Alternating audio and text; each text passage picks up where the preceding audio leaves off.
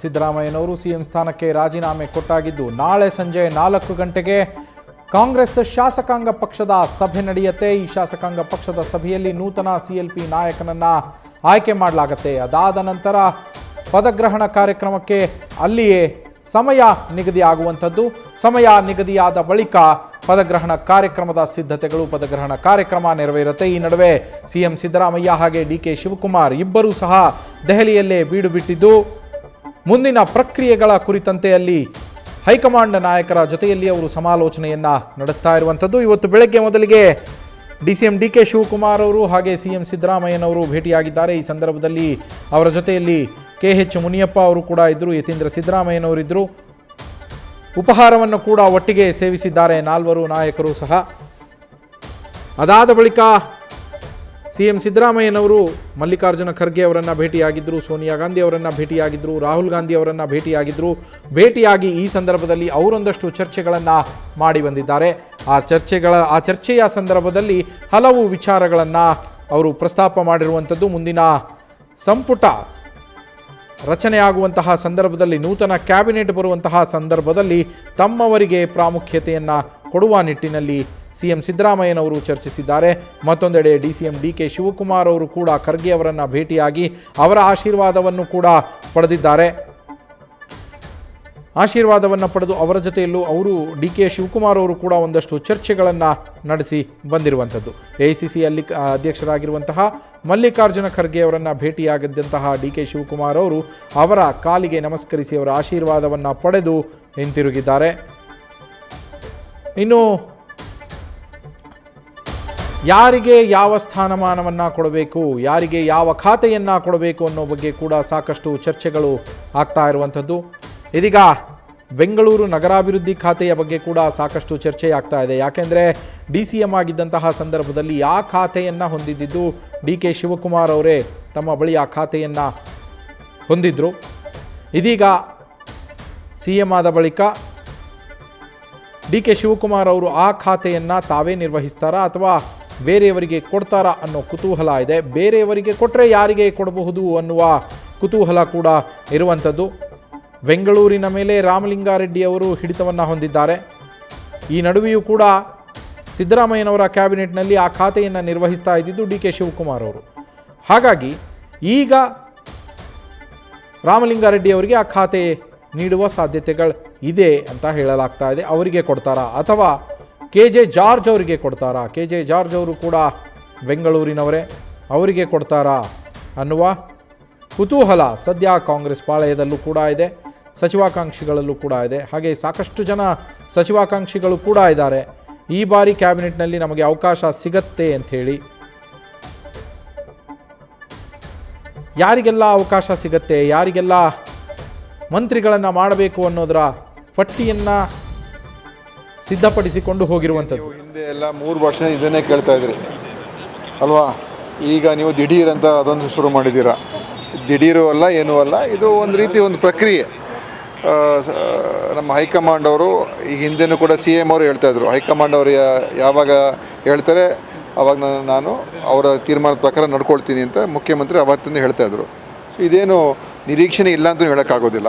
ಆದರೆ ಯಾವಾಗ ಆಗುತ್ತೋ ಏನಾಗುತ್ತೋ ಯಾರಿಗೂ ಕೂಡ ಗೊತ್ತಿರಲಿಲ್ಲ ಮತ್ತು ಅದೆಲ್ಲ ಹೈಕಮಾಂಡ್ ಬಿಟ್ಟಿರುವಂಥ ವಿಚಾರ ಆಗಿತ್ತು. ಅಂತಿಮವಾಗಿ ಈ ಒಂದು ಸಂದರ್ಭದಲ್ಲಿ ಅವರು ತೀರ್ಮಾನ ಮಾಡಿ ಇವತ್ತು ಮುಖ್ಯಮಂತ್ರಿಯವರು ಅತ್ಯಂತ ಒಂದು ಬಹಳ ಎಲ್ರಿಗೂ ಮಾದರಿಯಾದಂಥ ರೀತಿಯಾಗಿ ಅವರು ನಡ್ಕೊಂಡಿದ್ದಾರೆ ಮಾನ್ಯ ಸಿದ್ದರಾಮಯ್ಯ ಸಾಹೇಬರು. ಮತ್ತು ಇವತ್ತು ಅವರ ಬಗ್ಗೆ, ಅವರ ನಾಯಕತ್ವದ ಬಗ್ಗೆ ಯಾರೂ ಕೂಡ ಅವರ ಪ್ರಶ್ನಾತೀತ ನಾಯಕರು.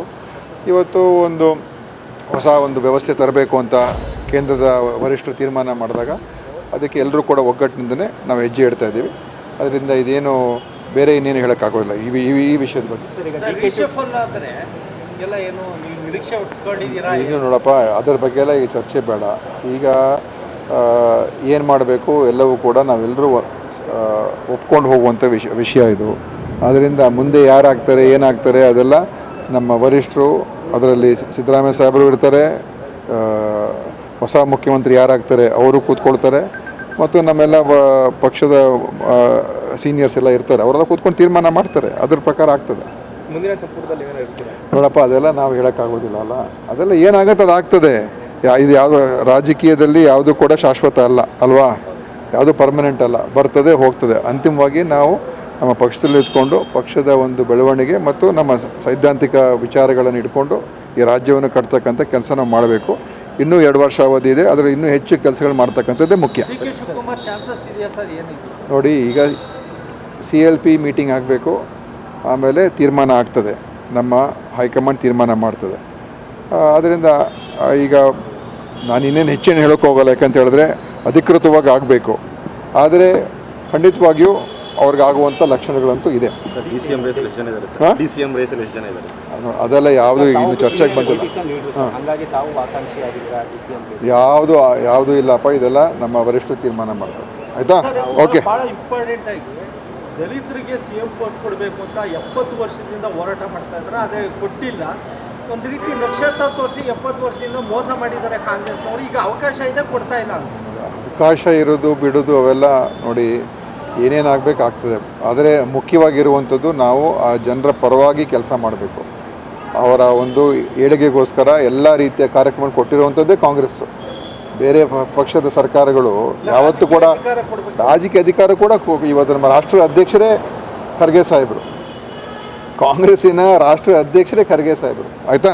Okay, thank you. ಕಾಂಗ್ರೆಸ್ ಪಕ್ಷದ ವರಿಷ್ಠರು ನಿರ್ಧಾರದಂತೆ ನಿನ್ನೆ ನಮ್ಮ ನೆಚ್ಚಿನ ನಾಯಕರಾದಂಥ ಮುಖ್ಯಮಂತ್ರಿಗಳಾದ ಸಿದ್ದರಾಮಯ್ಯನವರು ರಾಜೀನಾಮೆ ಕೊಟ್ಟು ಇವತ್ತು ಡೆಲ್ಲಿಗೆ ಹೋಗಿದ್ದಾರೆ ಅವರಿಗೆ ಅಭಿನಂದನೆ ಸಲ್ಲಿಸೋದಕ್ಕೆ. ಮತ್ತು ನಿನ್ನೆ ದಿವಸ ಭಾಳ ಸುದೀರ್ಘವಾಗಿ ಮುಖ್ಯಮಂತ್ರಿಗಳು ತಮ್ಮ 8 ವರ್ಷದ ಅವಧಿಯಲ್ಲಿ ರಾಜಕೀಯವಾಗಿ ರಾಜ್ಯದ ಅಭಿವೃದ್ಧಿ ಬಗ್ಗೆ ಮತ್ತು ಸಾಮಾಜಿಕ ಕಳಕಳಿಯಲ್ಲಿ ಏನೇನು ಹೇಳಬೇಕು ಅವೆಲ್ಲವನ್ನು ಎಳೆಯಾಗಿ ಬಿಡಿಸಿ ಜನತೆಗೆ ಹೇಳಿಕೆಯನ್ನು ಮಾಡಿದ್ದಾರೆ. ಕಾಂಗ್ರೆಸ್ ಪಕ್ಷ ಕರ್ನಾಟಕ ರಾಜ್ಯದಲ್ಲಿ ಗಟ್ಟಿಯಾಗಿದೆ. ಮುಂದೆ ಹೇಳ್ರಿ. ಇವತ್ತು ಪುನಃ 2028ಕ್ಕೆ ಅಧಿಕಾರಕ್ಕೆ ಬರೋದಕ್ಕೆ ಏನೇನು ಬೇಕು ಎಲ್ಲ ಪೂರಕ ಸಿದ್ಧತೆಗಳನ್ನು ಮಾಡಿಕೊಂಡು ನಾಳೆ ಶಾಸಕಾಂಗ ಪಕ್ಷದ ಸಭೆಯಲ್ಲಿ ಮುಂದಿನ ಮುಖ್ಯಮಂತ್ರಿಗಳ ಬಗ್ಗೆ ಮತ್ತು ವರಿಷ್ಠರ ನಿರ್ಧಾರದ ಬಗ್ಗೆ ಚರ್ಚೆ ಆಗಿ ಒಂದು ಯುನಾನಿಮಸ್ ರೆಸೊಲ್ಯೂಷನ್ ಮಾಡಿ ಒಂದು ಹೆಸರನ್ನು ಕಳಿಸ್ತೈತೆ. ಸಭೆ ಇದೆ ಅಂತ ಬಂದಿದೆ, ಬಟ್ ಸಮಯ ಹೇಳ್ತು ಅಂತ ಹೇಳಿದ್ದಾರೆ. ಎಲ್ಲಿ ಏನು ಅಂತ ಹೇಳಿಲ್ಲ, ಅಧಿಕೃತವಾಗಿ ಸಭೆ ಇದೆ. ನಾಳೆ ಸಮಯ ಮತ್ತು ಪ್ಲೇಸ್ ತಿಳಿಸ್ತೀವಿ, ಎಲ್ಲಿ ಹೋಗ್ಬೇಡ್ರಿ ಅಂತ ಹೇಳಿದ್ದಾರೆ. PCC ಸಾರಥ್ಯ ಕೊಡಬೇಕು ಅಂತ ಎಲ್ಲ ನಿರ್ಧಾರ ವರಿಷ್ಠರಿಗೆ ಬಿಟ್ಟಿದ್ದು. ನಮ್ಮ ಅಭಿಪ್ರಾಯಗಳು, ರಾಜ್ಯದ ಮುಖಂಡರ ಅಭಿಪ್ರಾಯಗಳು, ಕೆಲವು ಮುಖಂಡರ ಅಭಿಪ್ರಾಯಗಳು ಹೇಳಿ ಬಂದಿದ್ದಾರೆ. ಅದು ವರಿಷ್ಠರು ಏನು ತೀರ್ಮಾನ ತಗೊಂತಾರೆ ನೋಡಬೇಕು. ನ್ಯೂಸ್ ಫಸ್ಟ್ ನಿರ್ಭೀತಿಯಿಂದ ನಿಮ್ಮ ಪರವಾಗಿ.